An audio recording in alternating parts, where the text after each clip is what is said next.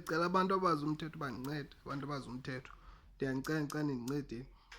Ndiva sekuthiwa imali ze-ex yam ziphumile, i-road accident fund. Ex yam ayindixeleli iyandiqhatha. Ndiyacela umntu owazi umthetho andincede, abantu abazi umthetho. Ex yam iyandrobha. Iimali ze-road accident fund ziyaphuma akandixeleli. Ndiva ngabantu. Kodwa ngokwenzeka ingozi ndandikhona, sesenezi mali nje wancedwa ndim bafumane ezi mali. Kwakudrayiva yena emotweni, ndihleli ngaphambili. Kwangena imeseyiji enye indoda efowunini yakhe. Xa ndizama uxutha ifowuni yakhe sajijisana ngefowuni, kwabhukuqa imoto yaphethuka.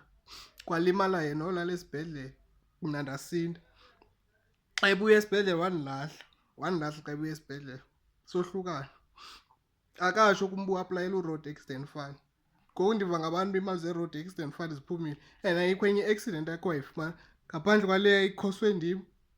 Ndicela abantu bazi umthetho bandincede. At least 20% kulaa mali. Ndandikhona xa kwenzeka i-accident. At least 20% ndiyacela. Ndicela abantu abazi umthetho bandincede. At least noba ngu-20% wemali ngoba i-accident kwenzeka yena ndandikhona. Ngoku imali uyitya nomntu wakhe omtsha. Kodwa umntu wakhe